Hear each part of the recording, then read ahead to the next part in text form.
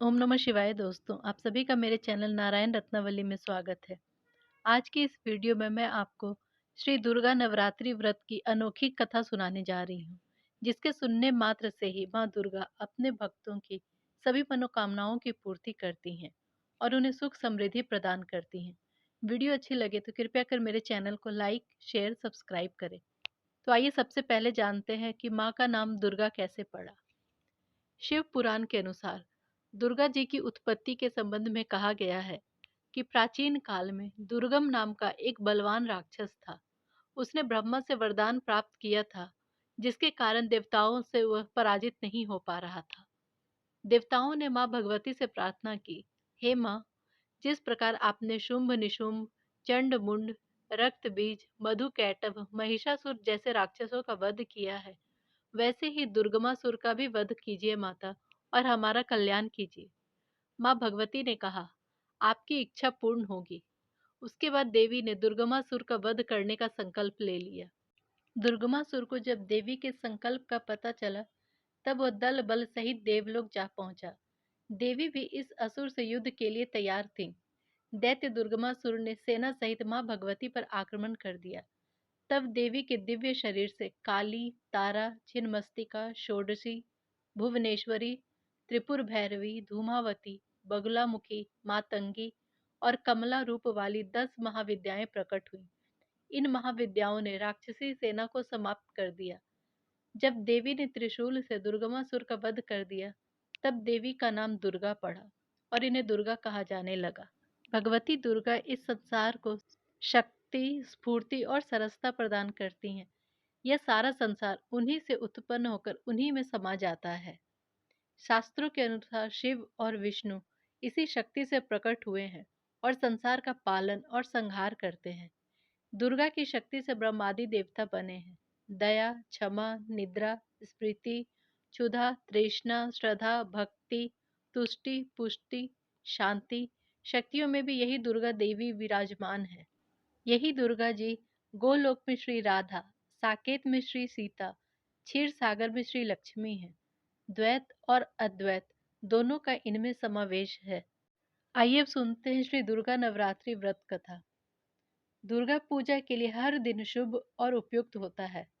प्रत्येक अष्टमी और प्रत्येक शुक्रवार चैत्र, आषाढ़, आश्विन और माघ मास के शुक्ल पक्ष में 9 दिनों तक देवी दुर्गा की आराधना की जाती है, जिसमें से चैत्र और आश्विन मास में 9 दिनों तक भगवती दुर्गा की आराधना करने का प्रचलन ज्यादा है। आश्विन मास की नवरात्र को शारदीय नवरात्र भी कहते हैं। शारदीय नवरात्र आश्विन शुक्ल पक्ष की प्रतिपदा से लेकर नवमी तिथि तक चलता है। ऐसा कहा जाता है कि इन नवरात्रियों में जो भी व्यक्ति तन मन से अपने आप को माँ के चरणों में समर्पित कर देता है और लगातार 9 दिनों तक नवरात्रि व्रत कथा को पढ़ता या सुनता है, तो उसकी सभी मनोकामनाओं की पूर्ति होती है और अपने आप में एक असीम ऊर्जा और सकारात्मकता का अनुभव होता है।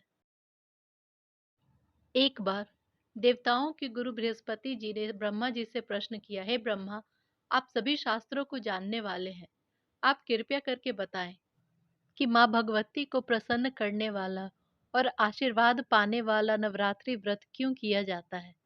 इस व्रत को सबसे पहले किसने किया था और इस व्रत का फल क्या है।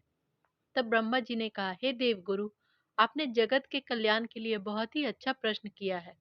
प्रत्येक वर्ष में चैत्र, आषाढ़, आश्विन और माघ मास के शुक्ल पक्ष को नवरात्र व्रत किए जाते हैं। इन चारों में भी चैत्र और आश्विन मास के नवरात्र सबसे प्रमुख माने जाते हैं। इन नवरात्रों में व्रत करने से सभी कामनाओं की पूर्ति होती है। माँ भगवती की कृपा से व्रत, पूजन, कथा सुनने के साथ साथ दान पुण्य करने वाला मोक्ष का अधिकारी होता है। नवरात्र व्रत करने वाला धन, विद्या सभी कुछ प्राप्त करता है।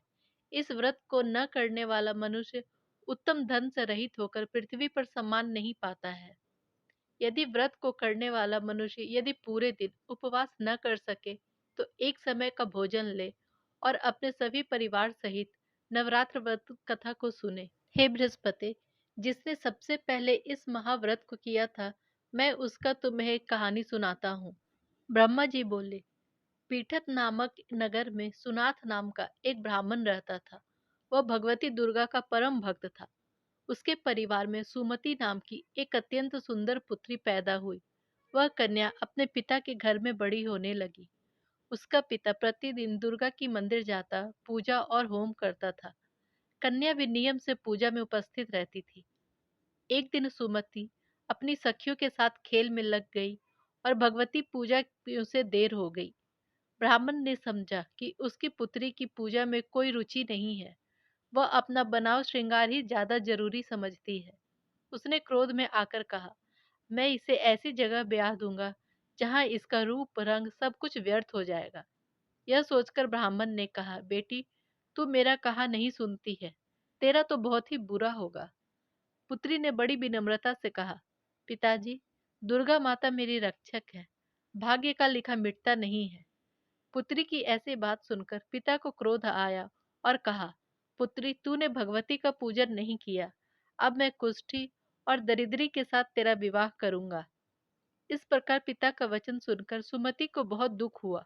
वह बोली, पिताजी, मैं आपकी कन्या हूँ, सभी तरीके से आपके अधीन हूँ। जहाँ भी आपकी इच्छा हो, आप वहाँ मेरा विवाह कर सकते हैं, लेकिन होगा वही जो मेरे भाग्य में लिखा होगा। इस पर तो मेरा पूर्ण विश्वास है। मनुष्य अनेक मनोरथों का चिंतन करता है, पर होता वही है जो विधाता ने भाग्य में लिख कर रखा है। सुमति की ऐसी बातें सुनकर ब्राह्मण को और भी अधिक क्रोध आ गया। उसने अपनी कन्या का विवाह एक कुष्ठी के साथ कर दिया और बोला, अब देखता हूँ कि भाग्य के भरोसे रहकर तू क्या करेगी। इस प्रकार पिता के कठोर व्यवहार को देखकर सुमति अपने पति के साथ वन में चली गई। इस वन में सुमति और उसके पति ने रात कष्ट में बिताई। सारी रात वह दंपति भगवती का ध्यान करता रहा। माँ दुर्गा बड़ी ही दयालु है। सुमति का दुख देखकर द्रवित होकर भगवती माँ प्रकट हो गईं। वह सुमति से कहने लगी, पुत्री, मैं तुम पर प्रसन्न हूँ। तुम जो चाहे वरदान मांग सकती हो। मैं प्रसन्न होकर मन वांछित फल देने वाली हूँ। इस प्रकार भगवती दुर्गा का वचन सुनकर सुमति ने पूछा, आप कौन हैं जो मुझ पर प्रसन्न हुई हैं? मुझे कहें और अपनी कृपा दृष्टि से मुझ दीन दासी को कृतार्थ करें। सुमति का वचन सुनकर देवी बोली, मैं आदि शक्ति हूँ, मैं ही ब्रह्म विद्या हूँ और मैं ही सरस्वती हूँ। मैं प्रसन्न होने पर प्राणियों का दुख दूर कर उनको सुख प्रदान करती हूँ। सुमति माँ के चरणों में गिर गई। उसने हाथ जोड़कर कहा, हे माँ, किन कारणों से मेरी यह दुर्गति हुई है? इस जन्म में तो मैंने कोई पाप नहीं किया है। आप कृपया कर मेरे पूर्व जन्म के बारे में बताएं। तब माता भगवती ने कहा, तुम पूर्व जन्म में निषाद की पतिव्रता स्त्री थी।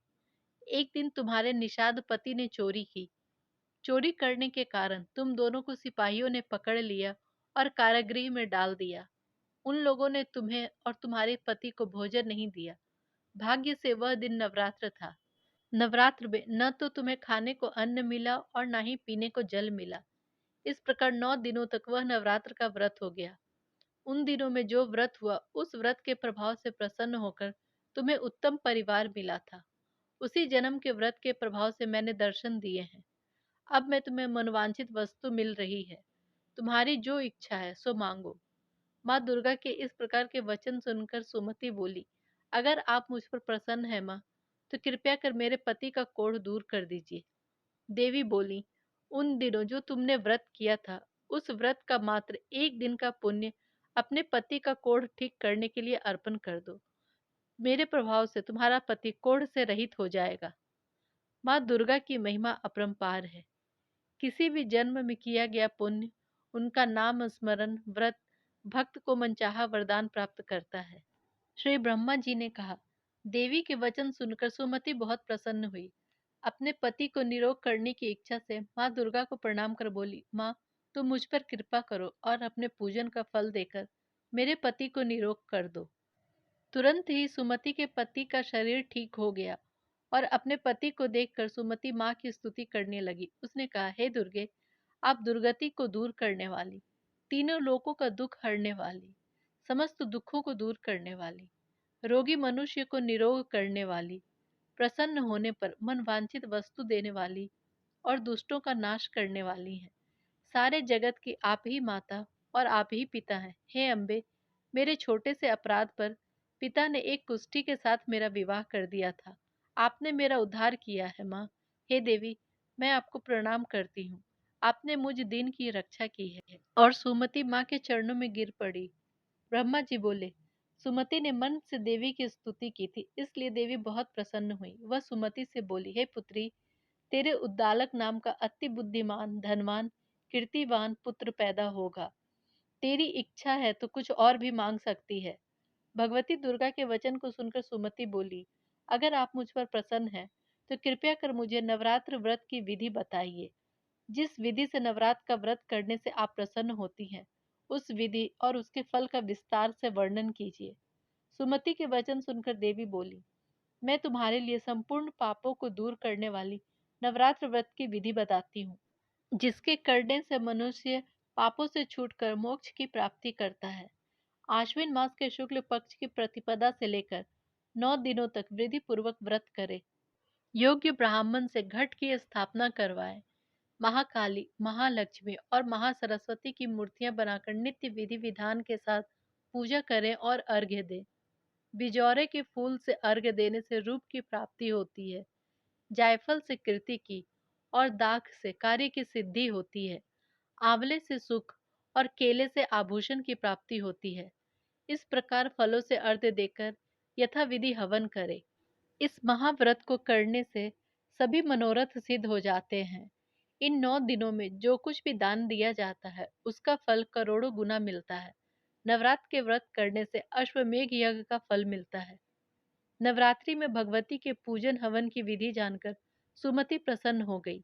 हे देवगुरु बृहस्पति, जो भी पुरुष या स्त्री इस व्रत को भक्ति पूर्वक करता है, वह इस लोक में सुख पाकर अंत में मोक्ष पाता है। संपूर्ण कामनाओं को पूर्ण करने वाला इस उत्तम व्रत को विधि के अनुसार करें। कवच, कीलक, अर्गला स्रोत का पाठ, हवन, पुराण पाठ के साथ भगवती का पूजन करना चाहिए। इस नवरात्रि में माँ दुर्गा आप सभी की सभी मनोकामनाओं की पूर्ति करें। प्रेम से बोलिए अम्बे मात की जय।